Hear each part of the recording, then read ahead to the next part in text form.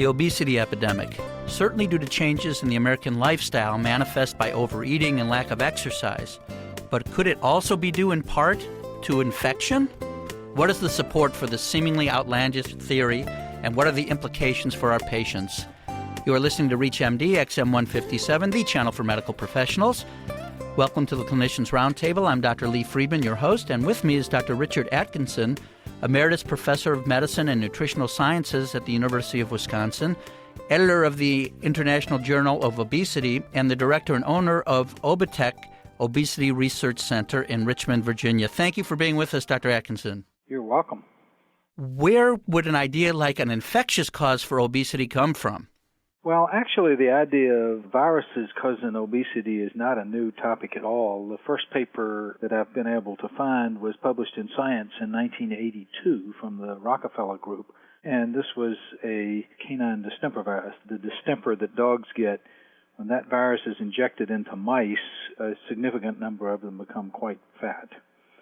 So that had influenced me over quite some time, and I had the opportunity to bring on a fellow from India. And while he was in India, he had found a chicken adenovirus that caused obesity in chickens, and he had just a slight bit of data suggesting that some humans had antibodies to this chicken virus. So when he came to the United States to work in my laboratory at the University of Wisconsin, we weren't allowed to bring in the chicken virus from India. The USDA wouldn't let us do that, so we began to look at human adenoviruses and found 8036 caused obesity. So far, we've infected chickens, mice, rats, monkeys, and we've done a couple of studies in humans. And I can clearly say that this virus causes obesity, certainly in experimental animals. I haven't had any volunteers to let me inject them and watch them become fat. Would the explosion in obesity that we've seen not only in the United States but across the globe, would that fit with there being an infectious etiology? It certainly does fit. The idea of a virus causing obesity and at least contributing. I'm certainly not proposing that all of the increase in obesity is due to this virus. But on the other hand, I am proposing that some significant amount of it is due to a virus. And everything is circumstantial, but there is some evidence that suggests that this might have happened. This virus first appeared and was first reported in 1978, just before the epidemic of obesity took off. Mm-hmm. And if you look at the data across the world, starting approximately in 1980, there was a slow, steady increase in the number of people, but it was really quite limited. And something happened in 1980 that all over the world, in both adults and children, there began to be an increase in the prevalence of obesity. Now, some countries were spared. China, for example, really didn't have much in the way of obesity until about 1990. Similarly, for Sweden, their prevalence of obesity didn't go up very rapidly. But countries as diverse as Panama and Paraguay and South Africa and Kuwait all had significant increases in obesity. And in the United States, the prevalence of obesity in 1980 was about 15%. By the year 2000, it had gone up to 31%. So in that 20-year period, it more than doubled. Now, if you go backwards to 1960 to 1980, the prevalence of obesity went from 13.5% to 15% of the population. So a very slow rise. So that fits with a viral epidemic. So this explosion, and not only in countries that supersize things or have remote controls so you don't have to get up to change the channel anymore, in a variety of countries. Well, that's exactly right. The third world countries, they must have had an increase in obesity. They're eating something different, and the people in Panama are eating another thing, and the people in the United States and the people in Kuwait. It cuts across educational and socioeconomic development in countries. That's fascinating. Now, the second thing that's sort of interesting about this that I find quite fascinating is as there has been an increase in the prevalence of obesity in humans, there's been an increase in the prevalence of obesity in pets. The National Academy of Sciences in 2003 reported exactly that. The dogs and cats have gotten fat since approximately in the last 20 to 25 years. And, why is that? I mean, you could say, well, gosh, we've gotten so busy that we're not taking our dogs on walks anymore, so the dogs have gotten fat. But we don't take cats on walks, and they've gotten fat, and they don't watch TV or eat in McDonald's. Mm-hmm. And as I think about the little I know about foods for pets, they've become better and healthier.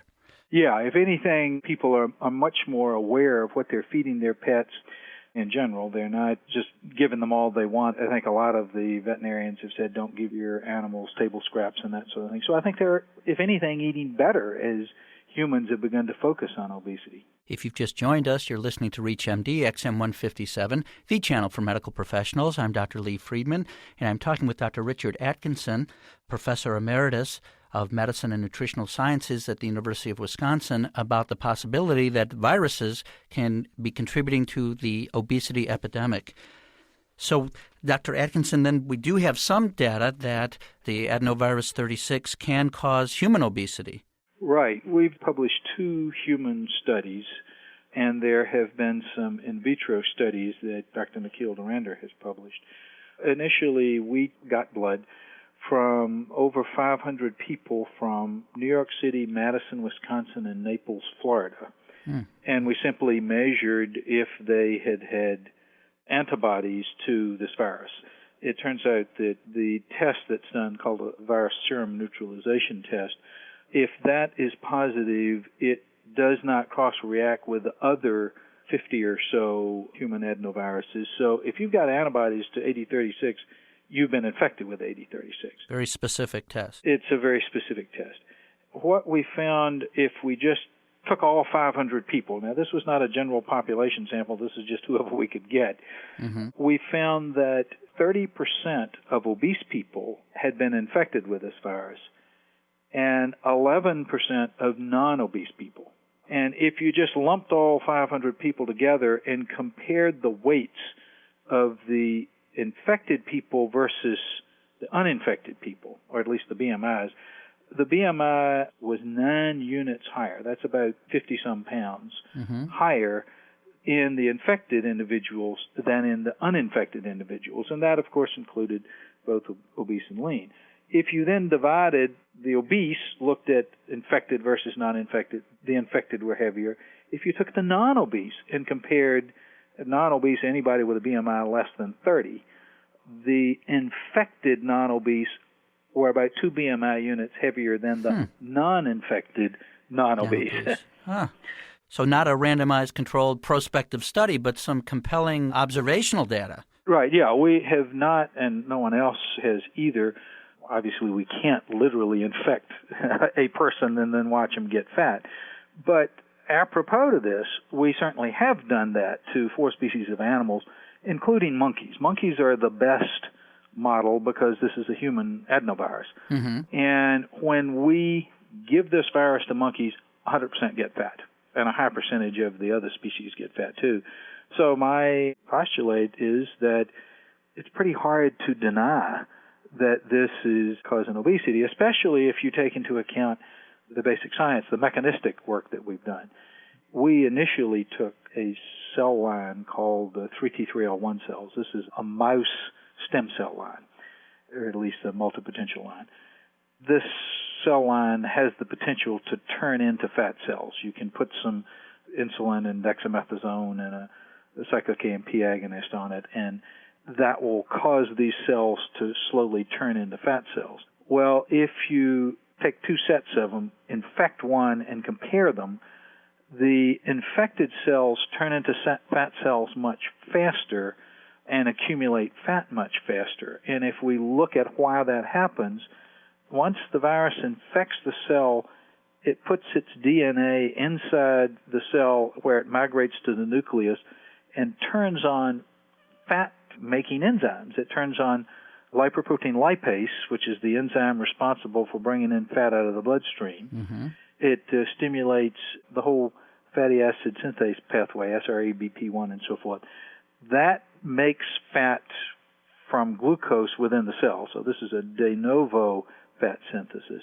So you got more fat coming in and more fat being made, and the whole PPAR-gamma pathway is increased, which recruits fat cells from adipose tissue and the whole individual, there are all these little fibroblasts sitting there that, given the right stimulus, can turn into fat cells. Well, it turns them into fat cells. And if you look at an infected animal versus an uninfected animal, take out the same fat pad, the retroperitoneal, for example. Obviously, the infected fat pad is bigger, but it has more cells and bigger cells. So we can do this in these mouse fibroblasts. And Dr. Doranda, who's now, after he finished his fellowship with me, he's now ended up down at the Pennington Biomedical Research Center and is part of LSU in Baton Rouge, Louisiana, a very large group of obesity researchers down there. He has taken the, quote, adult stem cells from adipose tissue of humans, separated out the actual fat cells, and took the stem cells, treated them. They also will, if given the same stimulus, will turn into fat cells. And so he's infected one batch and not the other batch and shown that all these enzymes are turned on. And furthermore, he has even figured out the viral gene that causes the obesity. He's been able to, with molecular techniques, block the RNA for this gene, and it blocks the obesity effect. He's been able to cut it out of the 8036 virus, stick it in another virus that does not cause obesity, and then that virus, when put on the cells, causes the cells to turn on the fat thing. So we know the viral gene, we know how it works in the cell, we've infected 4 species of animals, and we've done 2 human studies. The second human study, I keep saying we can't deliberately infect humans and watch them get fat, but if you think about it, twins do everything the same. Mm-hmm. They have the same height and the same weight and the same, behaviors and so forth. Well, we screened 89 twin pairs from New York City, and we found 26 twin pairs. These were adult twins, in general living apart. One of them had been infected and one of them had not. So the infected twins were heavier and fatter than the uninfected twins, and that was statistically significantly different. That's about as good evidence as we can get, short of infecting people, and obviously we can't do that. Well, I want to thank Dr. Richard Atkinson, who has been our guest as we've been talking about the very interesting hypothesis that viruses can contribute to and cause obesity. He's reviewed for us some of the observational data, the theoretical reason why the rise in obesity in the world might be due to, or at least influenced by, an infectious source. Thank you for listening. I'm Dr. Lee Freedman. This has been the Clinicians Roundtable on ReachMD XM157, the channel for medical professionals.